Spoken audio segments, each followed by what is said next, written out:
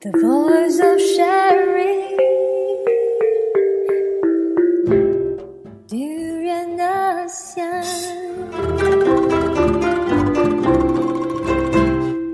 Hi, this is Arlene and you are listening to Durian ASEAN, the voice of discovery and sharing. Today in our ABC dialogue, we have two very interesting guests. One is Arulselvi Nathan. She's a capacity building officer and member of Empower. Second one is Normawati. She's an admin officer for the MP of Subang, which is YBR Sivarasa. So welcome to the studio, both of you. Oh, thanks, Arlene. Hi, Hi, thanks. all. So I'm grateful to meet both of you, and both of you have done very interesting work in terms of grassroots empowerment. But before we start our discussion, which is building leadership from the ground up, I just want to know, like, what do you do exactly, and how do you usually interact and work with the grassroots? Maybe we can start with Arulselvi. Hi, my full name is Arulselvi Amlanathan. I'm from Kuala Selangor. I started my career somewhere around 2008 when I work as front desk staff in MP Kuala Selangor service center. So that's where I get to grassroots people, to meet them, to give them the awareness of how important their right as a human and also as a woman. Mm-hmm. So normally I represent my office to attend meetings conducted by state government. Like previously in 2011, I attended a meeting by YB Rosia. We were planning to have conversations on Women's Day. So that's where I met the late Dr. Arlene Fernandez, and that's how I get involved in this kind of work. I see. That's very interesting. So, what motivated you to be concerned with them? Did you feel that their life are being oppressed, or do you feel that you need to be doing something to change their lives? Actually, there are a lack of women who really help the other women to upgrade them, to give awareness to them on what they should do to come up in terms of uplift their economy, and also to get a better position when they are holding a post in parties or in a social level. Mm-hmm. And who are these women? Can you describe to us? I think some of them were plantation women working in plantation. Okay. Sorry, and also what are the other areas that the women that you are working with? Okay, these women are from all level of people, mainly professionals, teachers, school leavers, and then women from plantation, and so women from the village, from all level. And besides that, this kind of people, sorry to say, but they are sometimes less educated. So that make them, that really block them to know what is going on around them, the issues. And they have, sometimes they have no lack of knowledge to channel their problems, actually. So when they approach us, that's where I feel that I need to do something for them, especially in my area in Kuala Selangor. Mm-hmm. See, so Ati, so I know you have difficulty speaking in English, so you will be expressing your views in both English and also Bahasa Malaysia. Okay. My first question for you would be for you to introduce yourself, your background, and how your experience and also the work that you are doing in terms of how you engage with the people from the grassroots and interact with them? Okay. Hi, my name is Normawati, but most of people call me Ati. I was involved in community activities after I migrated to Selangor in year 2006. But I'm direct involved began 2008, where I work with YB Rasa, member of Parliament Subang. Work with him. Make me understand people of grassroots what they need. Then many people come to us, show diorang punya concern, diorang punya ketakutan, diorang punya tekanan daripada government. Diorang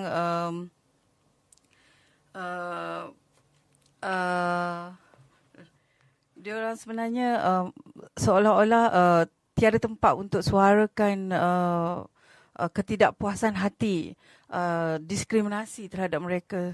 Jadi daripada situ, bila setiap hari saya menerima setiap permasalahan diorang, menimbulkan rasa ingin membantu. Sebenarnya ramai antara mereka yang ingin menceburi politik. Diorang cuba untuk bersama-sama untuk sama-sama membuat keputusan untuk arah tuju hidup mereka selepas ni. Tapi ramai yang tak diberi peluang. Sama sekali golongan akal umbi. Diorang tak ada tempat, tak ada pilihan pun sebenarnya untuk maju ke depan. Tak ada peluang, tidak diberi peluang. Biasanya peluang banyak diberi pada golongan-golongan yang berpelajaran tinggi. Contohnya. Tapi ada di kalangan, bukan setakat ada, tapi ramai di kalangan mereka yang sebenarnya tiada langsung pendidikan tinggi, tapi mereka punya pengalaman yang banyak. Mereka punya idea yang bagus sebenarnya untuk mentadbir sesuatu masyarakat. Kita akan bincangkan nasib warga-warga, wanita-wanita tersebut dan situasi yang mereka hadapi sekejap mungkin. Tapi bagi masa sekarang, saya nak tanya, apa yang memotivasikan anda untuk bekerja dalam bidang ini? Pertama sekali, bila saya masuk bekerja di pejabat ahli parlimen yang selama ni saya tidak tahu pun sebenarnya kewujudan ADUN, MPs, I don't know. Then, don't know? I don't know. Then how did you get involved if you don't know? Sebenarnya my father-in-law, dia bawa I ke pejabat YB Sivarasa because YB mencari seseorang yang boleh dipercayai, yang boleh diketengahkan. So saya masa tu kira blur dan okay, I sanggup. Bila I masuk ke pejabat dan bekerja, dalam masa sebulan saya bekerja, saya dah terlibat dengan macam-macam orang dan saya nampak cara bekerja, cara ahli politik tu bekerja. Saya nampak cara kerja yang baik dan sebenarnya kita, I sebenarnya under pembangkang kan. So I nampak cara yang government buat pada rakyat akak umbi sebenarnya salah. Sebenarnya ada ada yang tak betul. Itu adalah pandangan saya sebagai seorang yang tak tahu langsung pasal politik, yang tak tahu langsung pada urusan negara, urusan masyarakat. Tapi betul daripada situ saya rasa saya perlu bangkit. Saya rasa saya perlu bantu mereka yang cuba nak bangun, cuba nak memulihkan taraf hidup diorang, memulihkan cara hidup, sebab banyak, terutama sekali wanita, diorang tak diberi peluang nak bekerja, semua tak boleh. Banyak yang saya kawan-kawan yang datang ataupun masyarakat yang datang, semuanya suami yang bekerja, isteri tak boleh bekerja sebab tak ada tempat, terikat dengan tanggungjawab anak-anak semua. Jadi daripada situ saya rasa saya perlu bantu diorang supaya berfikir, supaya diorang keluar daripada kepompong tersebut. Itu sebenarnya. Tapi saya beruntung kerana saya bekerja dengan kawan-kawan dan bos yang politiknya bersih. Okay. Itu yang dari anda saya ingin menuju ke Arulselvi. So Arulselvi, you work with various women, from those who are from the bottom scale of the food chain, which or social chain, which are women working in plantation and agricultural sector, to women who are educated or who are from a certain class of society, like the middle class and lower middle class. But from your observation as as a capacity builder yourself, what kind of challenges that these women face in terms of trying to get through their lives from day-to-day events or routines?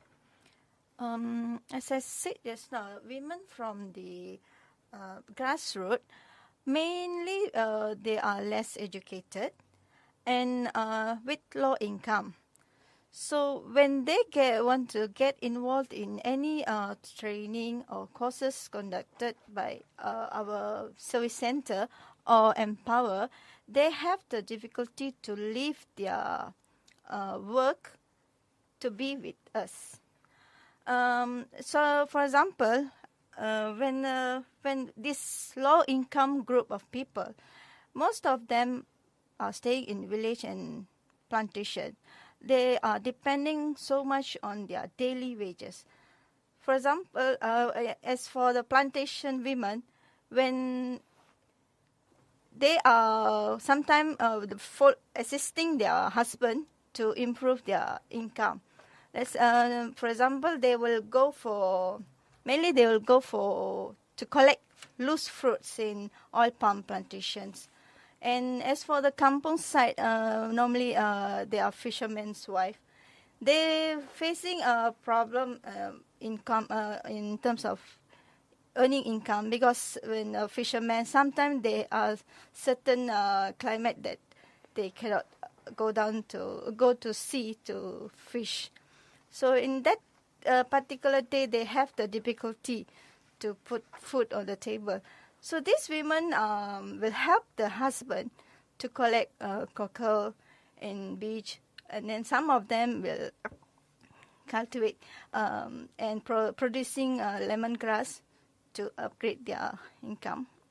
And this is why this is what do you call it? Issues that stopping them from getting involved in training or courses conducted by us. Mm-hmm. And because of that, what kind of challenges you face as a person who interacts and work together with these grassroots women yourself? What kind of difficulties that you find the situation that you are always in? Difficulty that I'm facing, mainly to convince them on how important their right is, to tell them how beneficial the training is, the gathering is, because most of them will be, like they are depending on a husband's decision to go out from the house. In all communities, or is it on a certain from communities from a certain race? It's depend mainly on Malays and Indians. Mainly Malays and Indians. Yes. They have to seek the permission of their husband to do any activity outside the home. Yes. So because when we approach the women, we can only talk to the women. We have no opportunity to meet the head of the family. So we have to depend on these women for them to convey the message to the husband, so that the husband can allow them to join other event, so that that will benefit them eventually. Jadi untuk Ati, similar question as I posed to Arulselvi. I know you already shared many information about the difficulties that they face as women, but I just want to know, what are other key challenges that women from the grassroots face when it comes to being empowered and taking things on their own? What is stopping them to do so? Sebenarnya kekangan keuangan is perkara yang penting lah. Dan satu lagi persefahaman daripada keluarga. Kadang-kadang diorang ni sebenarnya nak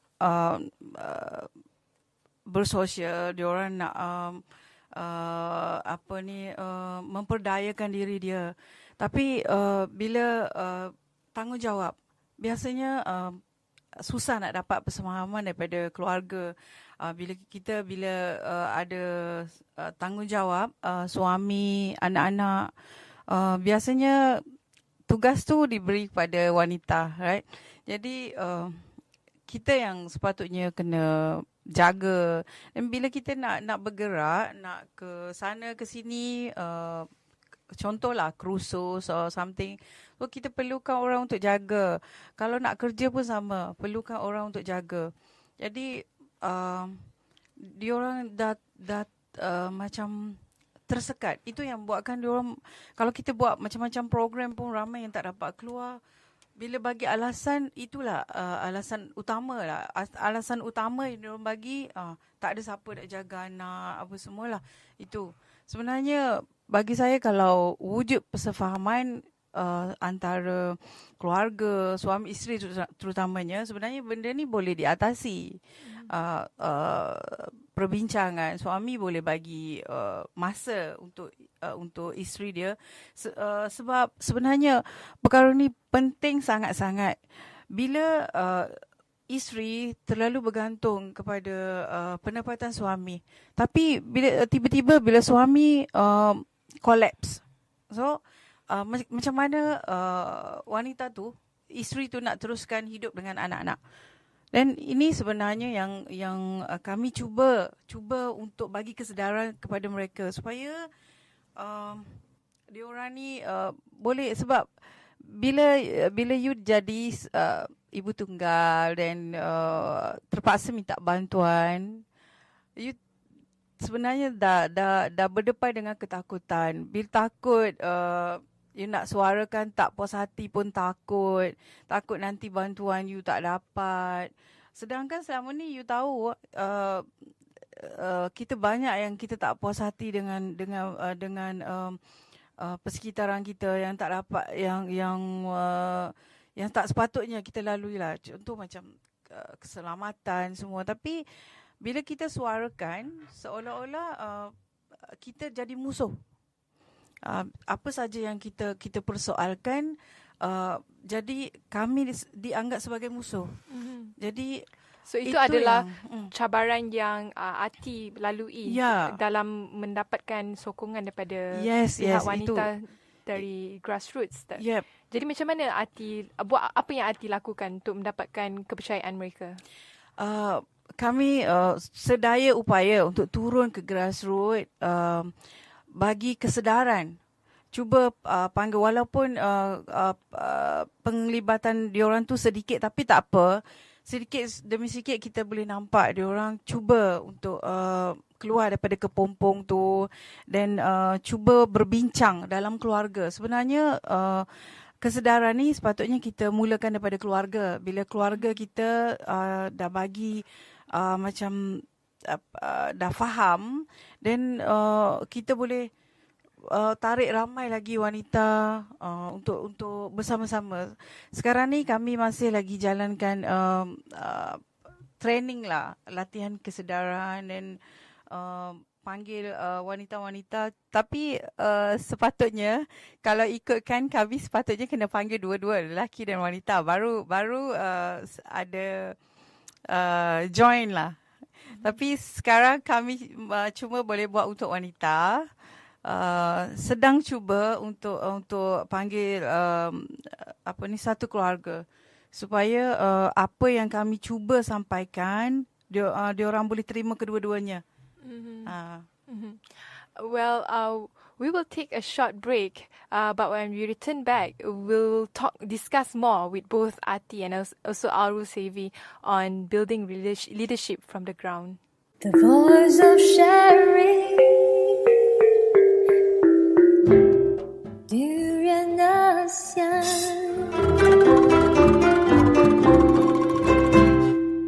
Hi, this is Arlene and you are listening to Durian ASEAN, and we are returning back our discussion with Arulselvi and also Ati on an interesting issue, which is building leadership from the ground. Both of them are community organizers and have been working with the grassroots for quite some time.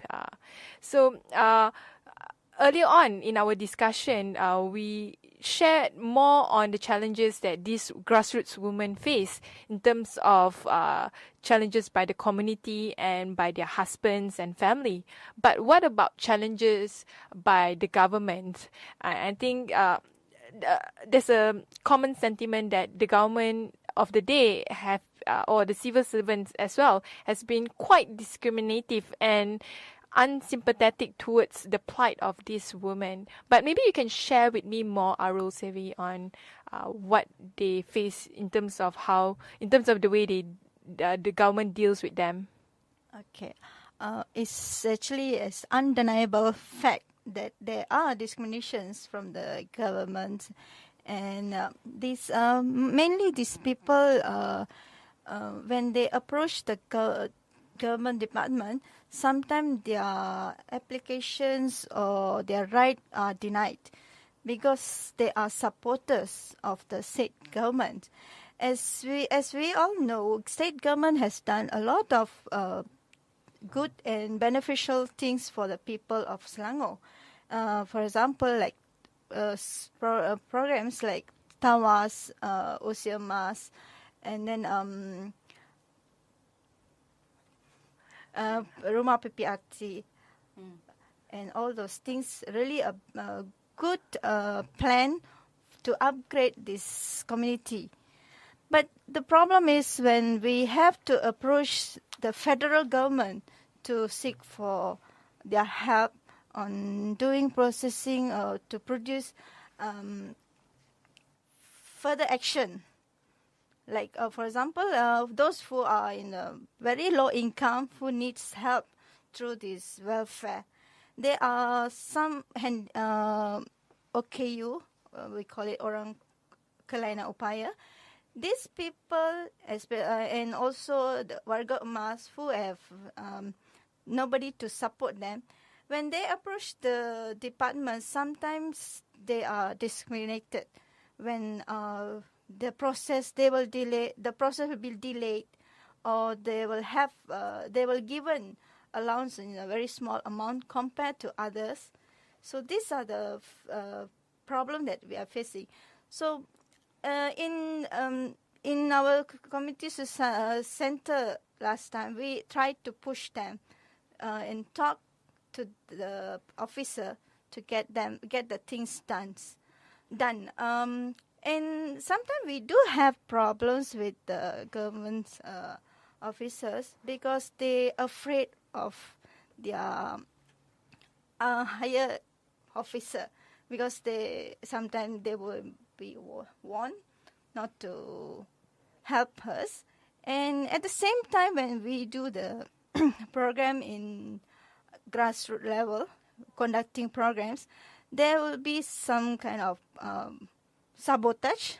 Maybe they ask the people to boycott our program. So that is where our crowd will be lesser than what we expect. So it's in my experience, we have come with we have came up with this kind of problem when we conducted the event, which is mainly for plantation women. They wanted to join our program, but they had pressure from their the owner of the estate, sometimes the officer from the estate. Then they were threatened, if you go, you will not get this or get whatever you're supposed to get. So this sometimes there is a threatens from the higher level officers. What about you, Ati? Do you face similar issue as well when it comes to the plights of these grassroots women in dealing with the government? Ya, lebih kurang. Tapi kawasan saya berbeza dengan Selvi. Saya dalam kawasan yang lebih urban, ada middle class, upper class dan lower class. Tapi biasanya upper class tak banyak rungutan, hanya biasalah. Tapi lower class selalu sangat didiskriminasi oleh pihak kerajaan bagi saya lah. Sebab sepatutnya mereka membantu. Kita boleh nampak kerajaan-kerajaan lain, negara lain pun banyak membantu pembangunan wanita. Bukan setakat wanita, pembangunan rakyat dia. Tapi kalau ikutkan di Malaysia, kalau you tak semua orang minta susah tau. Tak ada orang minta dia miskin. Tapi dia kadang-kadang perlu dibantu untuk maju, perlu diberi sedikit suntikan untuk bangkit bagi saya. Tapi banyak sangat kerana birokrasi daripada mungkin daripada pegawai kerajaan sendiri ataupun sistem kerajaan itu sendiri yang tak bagi peluang pada mereka. Tak bagi peluang untuk diorang maju. Banyak yang kami tengok sekarang ni kerajaan negeri Selangor contoh dia ada bagi satu pinjaman kepada para peniaga baru sangat yang baru nak menapak. Dia bagi pinjaman tanpa interest semua. Jadi daripada situ kita tengok dah banyak orang terutama wanita yang berniaga, yang keluar daripada kepompong kemiskinan, yang pada saya ramai yang telah menjadi seolah-olah mendapat suntikan untuk jadi pemimpin, untuk memimpin orang lain menjadi seperti mereka, keluar daripada kemiskinan. Kalau tak ada kerana birokrasi, saya rasa ramai anak-anak terbiar ke, orang-orang yang perlu bantuan boleh bangkit. Mungkin kita boleh tengok satu hari nanti anak-anak terbiar ni boleh jadi pemimpin pun. Bukan tak ada talent antara diorang, tapi diorang tak ada peluang pun. Kalau bantuan yang biasa pun boleh disalahgunakan oleh orang-orang tertentu, apatah lagi orang-orang biasa ni nak mengharap bantuan macam tu. Kalau contoh kalau kita dah tahu ada macam penyelewengan berlaku, tapi biasanya orang-orang di bawah, contoh seperti kami, seperti di grassroots, dia orang tak berani sebenarnya nak buka suara, nak buka mulut. Sebab takut dia orang lebih ditindas. Dia orang dah tertindas, tetapi takut dia orang lebih ditindas. Itu masalah yang banyak dihadapi orang ramai lah biasa. Ya, itu masalahnya. Tapi dalam pekerjaan kedua-dua anda semua, especially for you, Arulselvi, how does leadership impacted, the building of leadership impacted this woman, and also why is it very important to build leadership skills among them?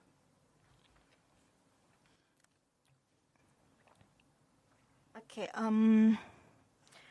Actually, women in this community have become more aware of the policies, and they already get to know all the opportunities available and are provided by the state government. As Ati said just now, the microcredit, which really helps the people in rural area who are who are interested in doing business, and many have improved their income because most of them, they like to do cookies, tudong, the scarf, and then we can see there are a lot of potential women among themselves who can be a good business women. At the same time, we also could trace and identify potential women who can be a good leader one day. It's just a matter of opportunities and the channel that they don't know, they don't have to upgrade themselves. So we are here from Community Centre of Parliament Kuala Selangor, and Empower. We help them to improve their skill in leadership to become a better women leader, so that they have the equal right and they are able to make decisions one day. Interesting. What about you? I mean, leadership is something that I think is important, not just people from people who are from a certain class, like the middle class and upper middle class. I think the value of leadership, having the principle of it is even more important from people who come from less fortunate background, like from the poor background. But how do you instill in it, and why is it so important? Okay, in my opinion, leadership skill ni perlu dalam setiap orang. Sebab dalam komunikasi, kita perlu belajar komunikasi yang baik. Untuk jadi seorang pemimpin, tak semestinya you jadi pemimpin di pihak atasan. You pemimpin di rumah pun, di masyarakat setempat, di kawasan setempat. Jadi setiap orang yang ada skill pemimpin, biasanya dia boleh berkomunikasi dengan baik dengan masyarakat setempat dia, boleh bergaul dan memahami lebih memahami apa yang diperlukan dalam masyarakat, dan daripada situ juga sebab kepemimpinan ni sebenarnya boleh diasah sebenarnya daripada setiap orang. Tak semestinya orang tu berpendidikan tinggi. Orang-orang yang kurang pendidikan sendiri pun, sekiranya dia ada keinginan, ada tanggungjawab untuk bersama-sama menghasilkan negara yang baik untuk didiami, negara yang lebih baik untuk kalau ikut negara tu besar sangat kan, tapi di kawasan masing-masing untuk masyarakat dia. Kalau dia ni ada latihan kemahiran ada skill kemahiran yang bagus, dia boleh kontrol kawasan dia sendiri, dia boleh majukan kawasan dia sendiri, dia boleh meningkatkan taraf hidup di masyarakat dia sendiri dengan secara tidak langsung. Ekonomi negara boleh lebih baik. Bukan setakat ekonomi, politik pun. Daripada segi politik pun, daripada skill pemimpin yang bagus, kita boleh cari ramai lagi pelapis-pelapis pemimpin yang sebenarnya boleh membawa negara ke lebih baik. Apakah aktiviti yang anda lakukan bersama wanita-wanita tersebut? Biasanya kami buatkan latihan-latihan kesedaran. Kami cuba terapkan pemberdayaan pada diri mereka. Kami dekati diorang, cuba selami apa yang sebenarnya mereka perlu. Mereka perlu sebab untuk keluar daripada kepopong diorang yang selama ni dah daripada zaman berzaman, daripada zaman nenek moyang kita terapkan, itulah tugas wanita sebenarnya untuk kita keluarkan diorang daripada pemikiran tersebut. Memang susah sedikit, tapi kami sentuh sedikit demi sedikit supaya mereka sedar, walaupun tak terus sedar, tapi kita bagi diorang macam sedikit demi sedikit faham tentang yang penting adalah hak mereka. Tak kisah sebagai daripada anak kecil sehingga nenek tua, tapi diorang masing-masing ada hak sendiri, ada hak yang sepatutnya diorang dapat, dan itulah yang kita cuba tanamkan dalam diri diorang supaya diorang ni perjuangkan hak yang sepatutnya diorang dapat. So Arulselvi, when it comes to the work that you are doing with this woman, what kind of work that you usually do, and also how does it impact the way they view the bigger picture? And when I say the bigger picture, it will be how the politics and economy that is impacting their lives, that they are much more aware of it, and they can actually take charge of their lives. Okay, mainly we will give them a briefing in a small group, so that it will more effective. Normally, when the state government give a briefing or when they come down, it is be in a big crowd, and not many of them could really understand. Maybe because of the language problem, especially in the plantation area, when it was conducted in Bahasa, for example. So there are certain people who needs explanation face to face, personally, mainly. So when this happens, after we briefing, we will show them or guide them on how to get help to improve their life. For example, if I take about the women in plantations, they don't really depend on their work in estate.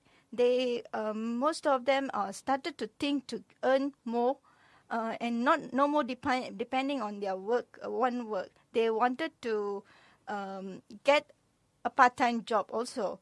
So when this happened, when they started to think about part-time job, what is most suitable for them is, I would suggest them to take a business, a small scale, like maybe making kuehs, traditional kuehs, and then during the festival they have more opportunities to make traditional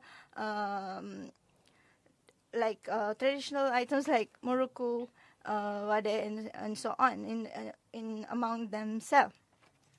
So we also, when they already come up with this idea, we also help them to market the productions so that they can earn more. And actually, we don't really expect them to do business season term, but also to go on business like other skill with the skill they have. For example, in sewing, in tailoring, and craft, handicraft, and so on. So it's just that we have a lot of women in estate there who are capable and have talent. It's just that they don't have the proper channel, proper way, or proper people to guide them so that they can make a better and uplift their life, actually. My final question to both of you guys, which is, what is the way forward in order for us to move towards a more equal and open society? What kind of advice you would want to give to society and government? Maybe you can just state one. Okay. Bagi saya, perkara utama yang perlu untuk kita lakukan adalah pastikan kerajaan memberikan peluang yang sewajarnya kepada mereka, tak kira daripada segi apa pun, pendidikan, ekonomi, politik, bagi peluang yang sama rata. Bagi peluang kepada mereka untuk berubah tanpa ada banyak diskriminasi. Walaupun kami dah cuba di peringkat negeri, di peringkat kawasan masing-masing, tapi yang lebih utama adalah kerajaan, kerana kami di peringkat negeri, peringkat ni menghadapi banyak masalah sekiranya tiada support daripada pihak yang sepatutnya menjaga, yang memberi peluang kepada masyarakat untuk meningkatkan tahap ekonomi, pendidikan, supaya akan datang lebih ramai, bagi saya lah, anak-anak yang selama ni kita tak nampak kewujudan mereka, diberi peluang untuk sama-sama membuat keputusan dalam sesebuah dalam sebuah negara lah, bagi saya, supaya lebih ramai yang tahu akan hak-hak masing-masing. Perkara yang pertama yang kami buat adalah cuma bagi kesedaran dan bagi kesedaran supaya mereka bangun, mereka berfikir untuk bertindak. What about you, Selvi? Okay. Actually, I'm agree with Ati. It's more like translation of what she said. I see. Because I had the same idea also. I see. She is right when women should be given an equal right and opportunity to make decisions in higher level. So when you give equal rights to the women, we can see more clean and potential leaders, because I believe women are more clean. Okay, that's a very nice ending. Because you see, they dare not to do the crook things, because they have a lot of responsibility and they are more sensitive on their good names. Okay, so when they does work, when women do a work, they are more, I would say, more dedicated, more responsible, and they know what is they can think what is the impact when they did something. They always, like pandang jauh.